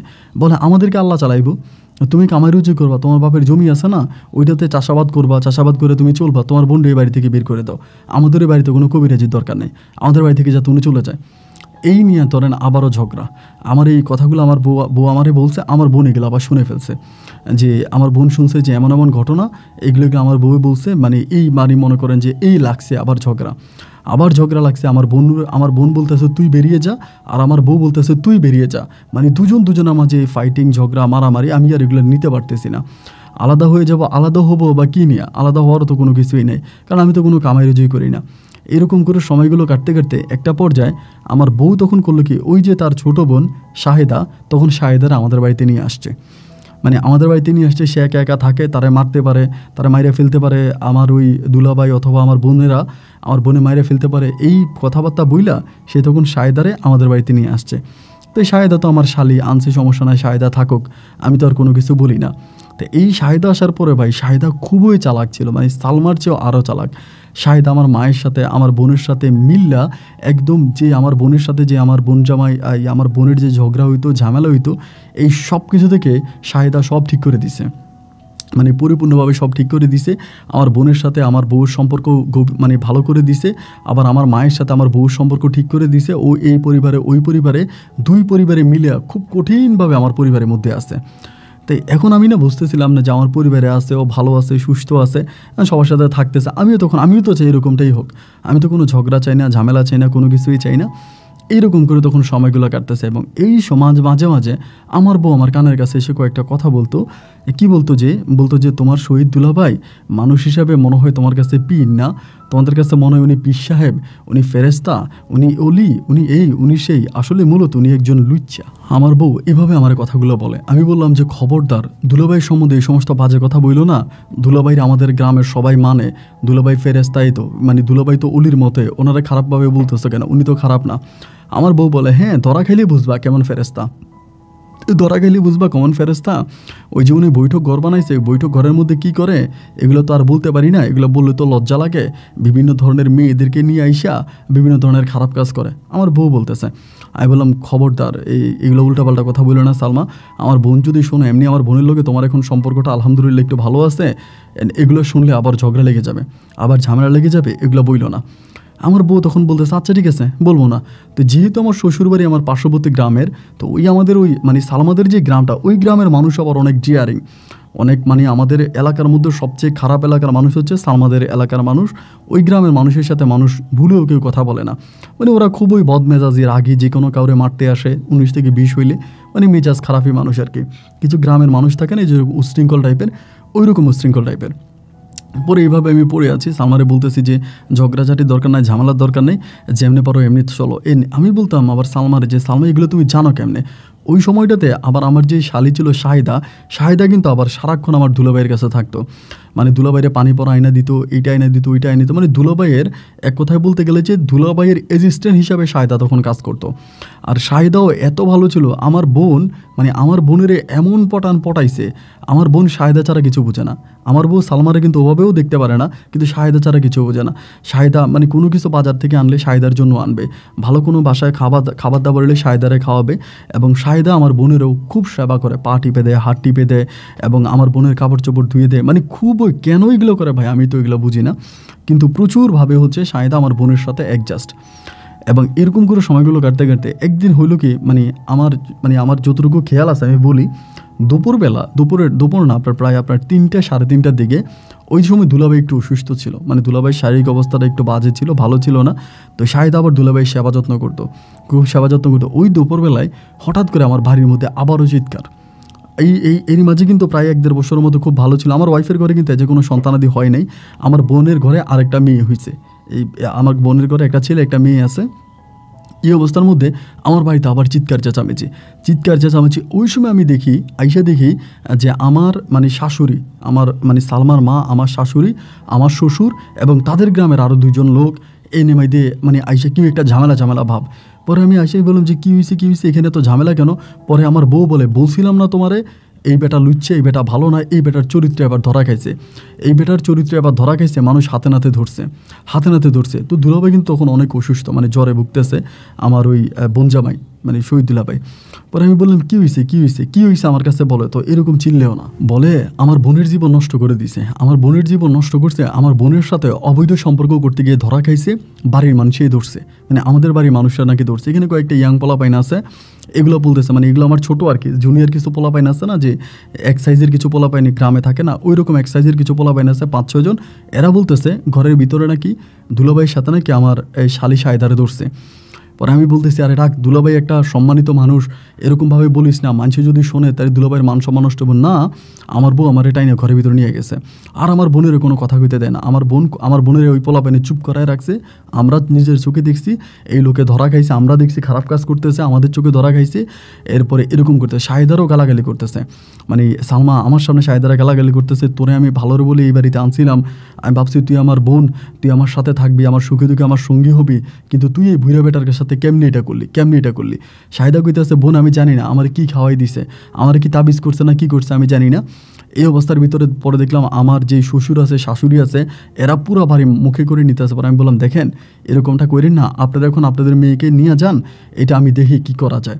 কয় না কি করা যাবে, মানে এই মধ্যে হলো কি আমার এই শালিরে নিয়ে আমার শ্বশুর শাশুড়ি তখন পাশের বাড়িতে আমাদের মেম্বার বাড়ি ছিল, মেম্বার বাড়িতে গেছে, যে মেম্বারের কাছে বিচার চাইছে যে আমার মেয়েটা এই বাড়িতে থাকতে আমার মেয়েরে দর্শন করা হয়েছে, মানে সোজা কথা দর্শন করা হয়েছে, এবং তাবিজ তুমান করে আমার মেয়েরা পাগল বানায়, আমার মেয়ের সাথে দীর্ঘদিন ধরে অবৈধ সম্পর্ক করতেছে ওই বুইরা বেটা। এ আসলে কবিরাজ না, এ বন্ড। এবার চেয়ারম্যান মেম্বারে বোঝানোর পরে মেম্বার বলে, ঠিক আছে রাত 9টা বাজে দরবার হইব, দরবারে আপনারা আইসেন, এখানে দরবারে উপস্থিত হয়েন।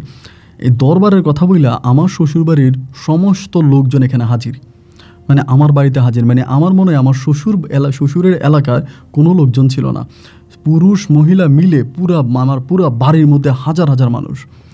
এক দরবার মনে করেন, এত বড় দরবার আমার জীবনে আমি দেখি নাই, মানে সব মানুষ এখানে চলে আসছে। আসার পরে দুলাভাই তো অসুস্থ, দুলাভাই মানে এরকম চাদর গায়ে দিয়ে আছে। দুলাভাই কিন্তু তখনও পর্যন্ত খুব বেশি কথা বলে না, মানে প্রয়োজনের বাইরে একটা কি দুইটা এর বেশি কোনো কথা বলে না।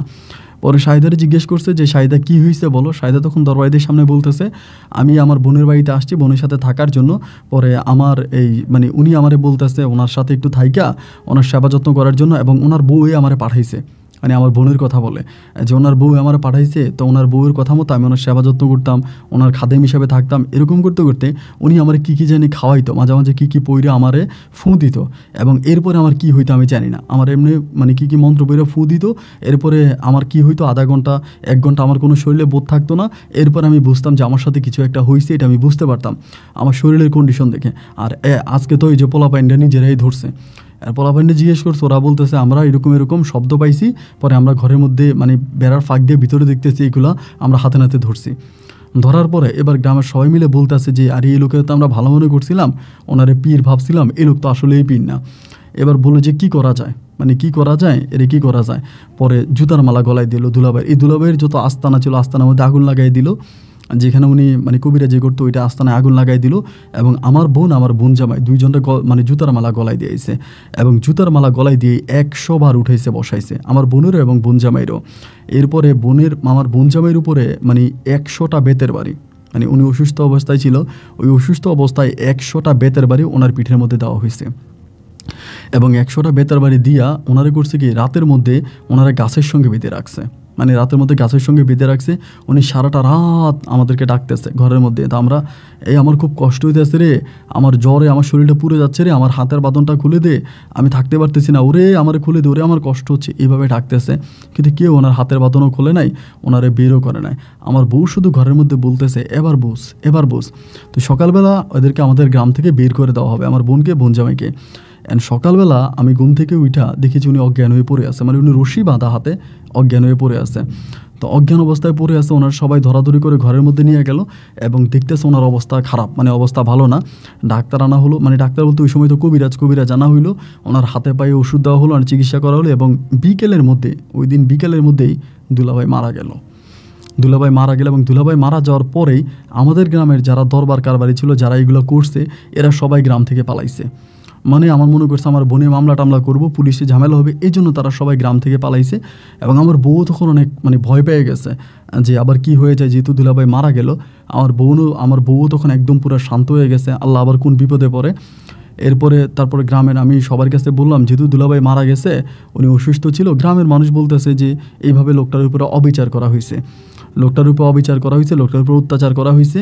যাই হোক, এরপরে আমার এই দুলাভাইরে তখন আমরা দাফন কাফনের ব্যবস্থা করি। এবং দুলাভাইয়ের দাফন কাফন হয়ে যাওয়ার পরে আমার বোন তখন করে কি, আমার এই দুইটা আমার একটা ভাগ্না একটা ভাগ্নিকে নিয়ে আমার বোন এই বাড়ি থেকে বেরিয়ে যায়, দুলাভাইয়ের দাফন কাফনের পরে আমি আমার বোনের বললাম, যা হবার তা হয়েছে, তুই আমার পরিবারে থাক, আমার পরিবারে থাকলে তো তোর সমস্যা নেই। তুই তো আমার বোন বলে না, আমি থাকবো না, আমি এই পরিবারে থাকবো। তখন কিন্তু আমার বোনের কাছে মোটামুটি টাকা পয়সা আছে, যেহেতু দীর্ঘদিন দুলাভাই কবিরাজি করছে, দুলাভাইয়ের অনেক টাকা পয়সা ওর কাছে আছে। ওই তখন বলে আমি থাকবো না, আমি চলে যাব। যতইভাবে আমার বোনের আমি বুঝাইলাম, তুই থাকে যা, তুই থাক। আমার বোন থাকলো না, আমার বোন আমার পরিবার থেকে বেরিয়ে যাবে, ও চলে যাবে। তা ও চলে গেছে, কই গেছে আমি এটা জানি না। পরে দুলাভাই যেদিন মারা গেল তার প্রায় সপ্তাহখানিক পরে একদিন রাতের বেলা আমি আমার বউ আমি শুয়ে আছি, ওই সময় কিন্তু আমার শালিও ছিল ও পাশের রুমে, আপনার এই শাহেদা। এরই মাঝে হঠাৎ করে শুনতেছি যে আমার দুলাভাই বলতেছে, ইয়ের মধ্যে উঠান থেকে বলতেছে, ওরে আমার খুব ব্যথা করতেছে রে, আমার শরীরটা খারাপ লাগতেছে রে, আমি মরে যাচ্ছি রে, ওরে আমার হাতের বাঁধনটা খুলে দে, আমার হাতের বাঁধনটা খুলে দে, আমার খুব ব্যথা করতেছে। এরকমভাবে সবাই আমাদেরকে ডাকতেছে। পরে ডাকতেছে দেখে আমি তখন রাত্রে হঠাৎ করে ঘুম ভাঙার পরে আমার বউরে বললাম, তুমি কি এরকম কোনো শব্দ পাইছো? আমার বউ বলে, হ্যাঁ, দেখলাম যে তোমার বোন জামাই মনে হয় ডাকে। আমি বললাম, কী বলো, ওনারা মাটি দিয়ে ফেললাম, আমাকে 1 সপ্তাহ হয়ে গেল, তা উনি এভাবে ডাকবে কেন? পরে আমার বউ বলে, মনে হয় আমরা খারাপ স্বপ্নে দেখছি, এটা মনে হয় খারাপ কোনো স্বপ্ন, যে সমস্যা নাই, ঘুমিয়ে যাই, চলো। আমার বউ আর আমি মিলে তখন আবার ঘুমিয়ে গেলাম। এটা নিয়ে তখন আর কোনো কথা হইল না রাতের বেলায়। সকালবেলা আমি ঘুম থেকে ওঠার পরে দেখি গ্রামে এই জিনিসটা সবার মাঝে প্রচলিত, সবাই বলতেছে, মুখে মুখে আলোচনা করতেছে, আমার দুলাভাই নাকি বিভিন্ন বাড়ির সামনে ঘরের সামনে যে কান্না করতো, আত্মনাদ করে ডাকতো যে আমার শরীরে ব্যথা, আমার হাতের বাঁধন ছেড়ে দাও, আমার হাতের বাঁধন খুলে দাও, আমি কষ্ট হচ্ছে, আমি থাকতে পারতেছি না, এরকম করে নাকি চিল্লাইছে। এবার যারে জিজ্ঞেস করি সেই বলে, আমিও শুনছি। এবং আমাদের গ্রামটা অনেক বড় একটা গ্রাম, গ্রামের এই মাথা থেকে ওই মাথা দেখা যায় না। এবং পুরো গ্রামের মানুষ একটা কথাই বলতেছে যে আমার দুলাভাই নাকি ওদের বাড়ির সামনে আসছে, ওদের বাড়ির সামনে এসে কান্নাকাটি করতে, ব্যথা হয়েছে, কান্নাকাটি করতে, এরকম। রাতের বেলা এটা কেটে যায়। এবং রাতের বেলা এটা কেটে যাওয়ার পরে এরপরের দিন রাতে একইভাবে মধ্যরাতে একইভাবে আমার দুলাভাই আবারও কান্নাকাটি করতেছে এবং কান্নাকাটি করার এরকমভাবে বিলাপ করে কাঁদে, ওরে আমার তোরা বাইর করে নিয়ে যা, আমার হাতের বাঁধন ছেড়ে দে, আমার খুব কষ্ট হচ্ছে, আমি থাকতে পারতেছি না, আমার খুব কষ্ট হচ্ছে। এবং এই ঘটনার মাঝে হঠাৎ করে বাড়ির এক মাথায় চিৎকারের শব্দ পাইলাম, এক বাড়ির একদিকে চিৎকারের শব্দ পাইলাম। পরে আমি উঠে যাবো, আমার বউ বলে, উঠো না, সমস্যা হইতে পারে, ঘর থেকে ওঠার দরকার নেই। তারপরে আমি আর উঠলাম না। এবার দেখলাম আস্তে আস্তে করে মানুষে উঠতেছে, অনেক লোক যাই যাচ্ছে। আমি বললাম যে চারদিকে বাতি টাতি জ্বলতেছে, অনেকেই যাচ্ছে, আমি যাই দেখি কী হয়েছে। পরে আমি উঠলাম, আমার মা কিন্তু তখন খুব অসুস্থ, মায়ের দম টানতেছে, মায়ের অবস্থা খারাপ। পরে ওইখানে গেছি, যাওয়ার পর দেখি আমাদের এলাকার এক লোক ওনারে কুকুরে কামড়াইছে। পরে ওনার হাত পা বেঁধে রাখছে। পরে জিজ্ঞেস করলাম যে আপনার কুকুরে কামড়াইলো কেমনে? উনি বলে, তোমার দুলাভাই ডাকতেছে ঘরের দরজায় এসে। আমি ভাবলাম যে এরকম গতকালকে রাতেও ডাকছে, আজকে রাতেও ডাকছে, এটা কে? আমি দেখি। এবার আমি দরজা খুলে বেরোয় দেখলাম যে একটা কালা কুকুর আমার ঘরের দরজায় দাঁড়িয়ে আছে। আমি কুকুরটারে লাঠি দিয়ে তাড়া করছি, কুকুরটা দৌড়ে এসে আমার কামড় দিয়ে আমার পায়ের মাংস নিয়ে গেছে। এবং এরপরে দেখা যায় যে এই সমস্যাটা আরও বাড়তেছে। যেই ডাকতেছে, ধরেন আপনার এই ঘরের দরজায় দুলাভাই এসে ডাকতেছে, আমার শরীর ব্যথা করতেছে, আমার হাত ব্যথা করতেছে, আমার ছেড়ে তো আমি মরে যাচ্ছি। কেউ যদি ঘর থেকে বাইরে এ বাড়িলে কুকুর দেখে, আর কুকুরে দেয় কামড়, এটা। এবং একদিন দুদিন না, দীর্ঘ 15-20 দিন ধরে আমাদের গ্রামে এটা প্রচলিত হয়ে গেছে। এরকম যে গ্রাম ছেড়ে মানুষ পালিয়ে যাচ্ছে, গ্রামে মানুষ থাকতেছে না, এমন একটা খারাপ পরিস্থিতি, এমন একটা খারাপ অবস্থা পুরো গ্রামে তখন বিরাজ করে। এবার আমরা তখন বিভিন্ন দিকে হুজুর কবিরা জানি, গ্রামে মিলাদ পড়াই এবং এটা করে অনেক কিছু করাই ভাই, কিন্তু কোনোভাবেই কোনো কিছুর কাজ হচ্ছে না। দিন যত সামনের দিকে যাচ্ছে এর প্রবণতা, এর খারাপতা আরও বাড়তেছে। কিন্তু সবাই মিলে আমার বোনের খুঁজতেছে, আমার স্বপ্না বোনটা কই গেছে, আমার বোনেরও কিন্তু খুঁজে পাইলাম না। আমার বোন কোথাও উদয় হয়ে গেল 2টা বাচ্চা নিয়ে। অ্যান্ড এরই মাঝে, এই ঘটনার মাঝে আমার আম্মা মারা গেছে। আমার মা যখন মারা গেছে, আমার মায়ের তখন আমরা করলাম কি, আমার দুলাভাইরে যেখানে দাফন করছি, দুলাভাইয়ের পাশে আমার মায়ের আমরা দাফন করছি। যদিও অনেকেই বাধা দিচ্ছে ওইখানে কবর না দেওয়ার জন্য, তারপর ওইখানে কবর দিচ্ছে আমার মায়েরে। এবং মায়ের কবর দেওয়ার কিছুদিন পরে আরও সমস্যা। আরও সমস্যা আরও তীব্র হয়ে যাচ্ছে। এবার রাস্তাঘাট থেকে আসার সময় মানুষের পিছন থেকে আমার দুলাভাই ডাক দেয়, গভীর রাতে ডাইকা ডাইকা, মানে মানুষের ঘুম ভাঙায় ফেলে। ঘুম থেকে ভাঙিয়া মানুষ ঘরের বাইরে গেলে কামড় দেয়, ঘরের বাইরে গেলে কামড় দেয়, এবং ওই কালো কুকুর দেখতে পায়, সবাই কালো কুকুর দেখে। এবার কি করবে না করবে কেউ কোনো উপায় বুদ্ধি পায় না, কোনো রকমের কিছু করা যায় না। এবার কবিরাজ দেখাশোনা করতে করতে অনেক পরে তখন আমরা কি করলো, আপনার এই দিনাজপুরেরও অনেক ওইদিকে আপনার বর্ডার গেছে একজন মানে কবিরাজরে নিয়ে আসলো। উনি শুধু কবিরাজ না, উনি একজন কোরআনে হাফেজ প্লাস কবিরাজ দুইটাই ওনাকে নিয়ে আসছে। সকালবেলা আমাদের গ্রামের মানুষ গিয়ে নিয়ে আসছে, এবং উনি নাকি অনেক বড় ভালো ভালো কাজ করে। ওনার আনার পরে উনি আমাদের গ্রামটারে দেখলো, দেখে ডেকে উনি বলতেছে এই গ্রামে তো কোনো খারাপ কোনো জিনিসের আসন নাই, মানে খারাপ কোনো জিনিসের কালো দৃষ্টি বা জিন পড়েন বা কিছু বলেন যে গ্রামকে আকৃষ্ট করে রাখে, এরকম কোনো কিছু তো আমি গ্রামের মধ্যে দেখতে পাচ্ছি না। তবে পুরো ঘটনাটা বলেন তো। পরে পুরোটা ঘটনা মানে এতক্ষণ যা যা ঘটছে, আমার দুলাভাইয়ের সাথে যেভাবে মারা গেছে সম্পূর্ণ ঘটনাটা ওনাকে বলা হয়েছে। পরে উনি বলে যে দেখেন, ঠিক আছে এটার ইয়েটা করতে পারবো, চিকিৎসাটা করতে হবে, তবে এই ঘটনা যে ঘটাইছে ওই মেয়েটা কোথায়? শাহেদারে তখন ডাকলো, শাহেদা তখন আসার পর শাহেদার দিকে খুব খারাপভাবে তাকাইতে আছে। তাকে বলে, এটা কি আপনি একটা কাজ করছেন, এই কাজটাকে আপনি ভালো করছেন? শাহেদা কিছু বলে না, আমার বউয়ের মুখের দিকে তাকায়, আমার বউ শাহেদার মুখের দিকে তাকায়। মানে এটা তো মূলত শাহেদাকে দিয়ে আমার বউ করাইছে, মানে পরে আমরা বুঝতে পারছি আর কি যে আমার বউ এটা শাহেদারে দিয়ে করাইছে, এবং শাহেদারে ওই প্ল্যানিং করে আমাদের বাড়িতে নিয়ে আসছে। এবার কবিরাজ বললো যে ঠিক আছে আমি মঙ্গলবারে সকালবেলা আমি আসবো, আমি এটা চিকিৎসা করব। এরপরে কবিরাজ চলে গেল। 3 দিন পরে মঙ্গলবার, এবং মঙ্গলবার উনি সকালবেলা, উনি ওই সময় আপনার মোটরসাইকেল চালাইতো, আপনার ওই সময় ওনার হুন্ডা ছিল, হুন্ডা দিয়ে উনি আসছে, হুজুর মানুষ আসার পরে বৈশা বলতেছে যে ঠিক আছে আমি আজকে রাতে এই বাড়িতে থাকবো, আজকে রাতে আপনাদের গ্রামে থাকবো, এবং কি সমস্যা এটা আমি দেখবো। রাত্রেবেলা আমি গ্রামে থেকে আমি সমস্যাটা দেখবো। ওই রাতে উনি আমাদের বাড়িতে, মানে দুলাভাইয়ের বৈঠকখানাটা যেখানে ছিল ওইখানে একটা ঘর আছে, ওই ঘরের মধ্যে উনি রাতের বেলা ছিল, এবং সেই রাতেও একইভাবে এই মানে দুলাভাই এসে ডাকতো, আমার শরীর ব্যথা করতেছে, আমার হাত ব্যথা করতেছে, আমাকে ছেড়ে দাও, সবাই এটা শুনতে পাইতো। এরপরে সকালবেলা উনি তখন এই আবার গ্রামের সবারই নিয়ে বৈশা বলতেছে যে ওনারা আত্মাটা গ্রামের সমস্যা করতেছে, এই যে গ্রামের সমস্যাটা করতেছে, এখন ওনার আত্মাটাকে মেরে ফেলতে হইলে, মানে ওনার আত্মাটাকে সরাইতে হইলে এখানে একটা কাজ করতে হবে। যেহেতু অপরাধটা এই মেয়েটা করছে, মানে শাহেদা করছে, শাহেদা তুমি রাতের বেলায় একা একা, মানে টাইম দিয়ে দে যে এই টাইমের মধ্যে রাতের বেলা একা একা যাবা ওনার কবরে, এবং কবরে গিয়ে ওনার কবরের উপর থেকে 1 মুঠ মাটি তুমি নিয়ে আসবা। 1 মুঠ মাটি এনে তুমি রাতের বেলা রাখবা, সকালবেলা আমার খবর দিবা, আমি আসবো, আমি এসে বাড়ি বন্ধ করে দেবো, গ্রাম বন্ধ করে দিব, ওই কবরে মাটিটা দিয়ে বন্ধ করতে হবে, এটা আর অন্য কোনোভাবে হবে না। তুমি যাবা, তবে তুমি একা যাবা, কাউকে নিয়ে যাবা না। তো উনি টাইম দিল যে এই টাইমের মধ্যে যেতে হবে, এটা অনেক গভীর রাতে কিন্তু না, মানে সন্ধ্যা রাতের একটা সময় দিছে, যে এই রাতের মধ্যে যাবা, গিয়ে কবরে মাটিটা নিয়ে আসবা, এবং কবরে মাটিটা যদি তুমি নিয়ে আসতে পারো তাইলেই মনে করো এই সমস্যার সমাধান হবে। ও সবারই বলতেছে আমি একা একা যেতে পারবো না, আমার ভয় লাগে। তো দুলাভাইয়ের কবর কিন্তু বেশি দূরে না, আমাদের বাড়ির কাছাকাছি। তাই এরপরে এই কথা বলে কবিরাজ দুদিন চলে গেছে। কবিরাজ চলে যাওয়ার পরে আমরা শাহেদারে বুঝাইতেছে, শাহেদারে সবাই বুঝাইতেছে, গ্রামের সবাই, যে তোর তো আর গভীর রাতে যাইতে বলে নাই, রাত 2টা-3টা বাজে যাইতে বলে নাই, সন্ধ্যা রাতে গিয়েই তুই একা একা 1 মুঠ মাটি নিয়ে আসবি কবর থেকে, 1 মুঠ মাটি কবর থেকে নিয়ে আসলে পরে এই সমস্যার সমাধান হয়ে যাবে। গ্রামবাসীর জন্য, গ্রামের শান্তির জন্য তুই এই কাজটা করতে পারবি না, এই কাজটা তুই করবি না, মানে সবাই ওরে ধরছে, শাহেদারে ধরছে। পরে রাত্র 9টার দিকে, তখন তো মনে করেন গ্রামের দিকে রাত 9টাই তো গভীর রাত 9টার দিকেই তো মানে অনেক গভীর রাত, সবাই ঘুমিয়ে যায়। রাত 9টার দিকে এবার আমি শাহেদারে বলছি, শাহেদা তুই যা 1 মুঠ মাটি নিয়ে আয়, আমাদের সাথেই তো যেহেতু থাকে, আমাদের ঘরে থাকে। আমি বললাম এটা আমাদের বাড়ির পাশের তো অনেক দূরে না, ওইখানে যেতে আসতে কত সময় লাগবে, তুই যা।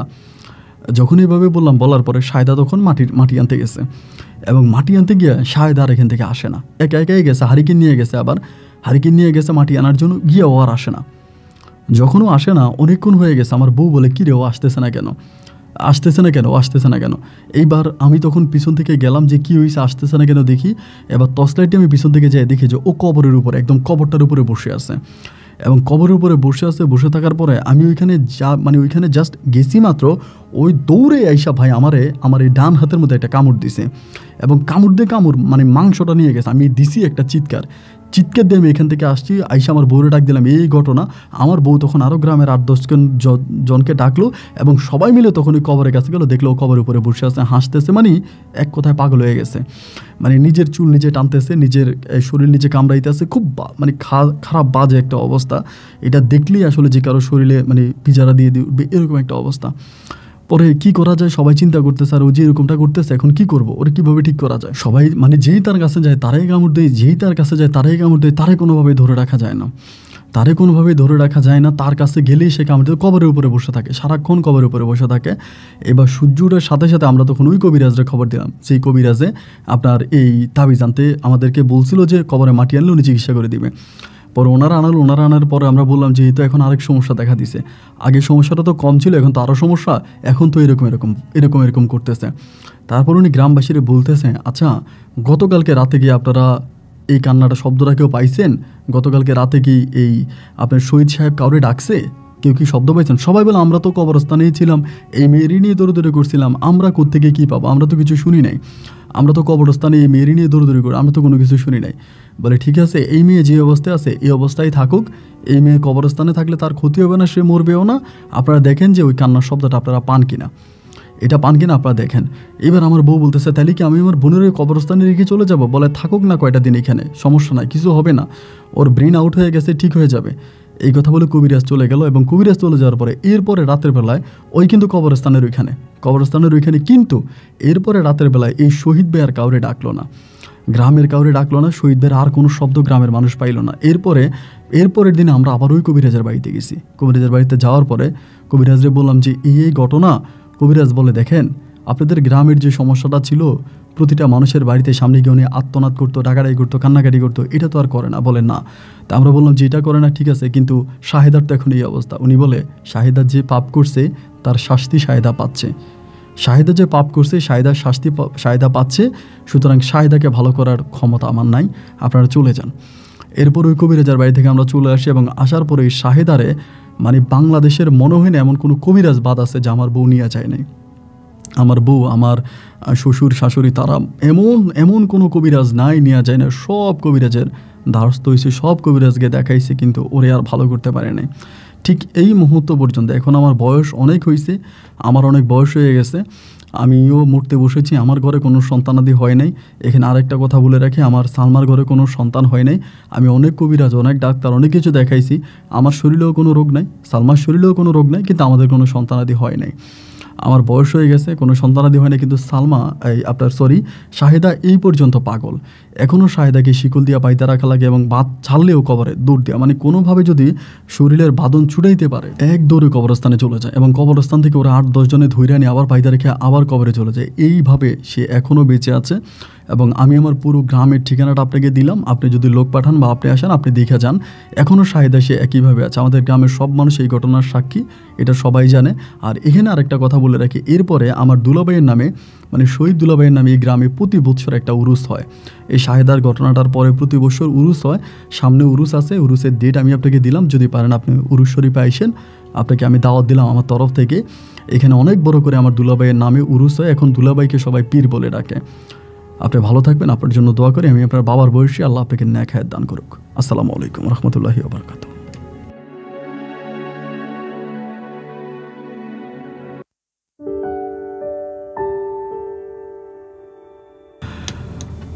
বন্ধুগণ, পাপ কখনো বাপকেও ছাড়ে না, পাপ কখনো বাপকেও ছাড়ে না। এই শহীদ দুলাভাইটার সাথে, মানে ওই শহীদ নামের ভদ্রলোকটার সাথে যা করা হয়েছিল, যা করেছে আপনার স্বপ্না, তা করেছে স্বপ্নার বাবা, স্বপ্নার মা, এবং শেষ পর্যন্ত সালমা, এবং সালমা না পেরে সালমার বোন শাহেদাকে নিয়ে এসে এই লোককে যতটুকু করার করেছে। তো সূর্যেরও একটা সীমা আছে, এবং সূর্যের সীমা লঙ্ঘন করেছে বলে ভদ্রলোকটা হয়তো মারা গেল। এবং তার মারা যাওয়ার পরে যেটা ঘটেছে, আশ্চর্যজনক ঘটনা। আমি জিজ্ঞেস করেছিলাম এই শামীম ভাইকে যে আপনাদের ওই কবিরাজটা আছে কিনা, উনি বলেছে না, কবিরাজ অনেক বছর আগেই মারা গেছে। কিন্তু কবিরাজ কীভাবে বুঝলো যে কবর থেকে মাটি আনিয়ে দিতে পারলে মানে গ্রামেরই সমস্যার সমাধান হবে, কিন্তু কবর থেকে মাটি আনতে গিয়ে ওই মেয়ে ওখানে পাগল হয়ে গেল। বিষয়টা ভীষণ অদ্ভুত রকম একটা তাজ্জব ঘটনা ছিল। এই গল্প আপনার কাছে কেমন লেগেছে এবং এই গল্প নিয়ে ব্যক্তিগত কোনো মতামত থেকে থাকলে আপনি কমেন্ট বক্সে অবশ্যই লিখবেন। ইনশাআল্লাহ আপনার সাথে আমার দেখা হবে অন্যদিন অন্য কারো বাস্তব জীবনের গল্প নিয়ে। আল্লাহ হাফেজ এন্ড আসসালামু আলাইকুম।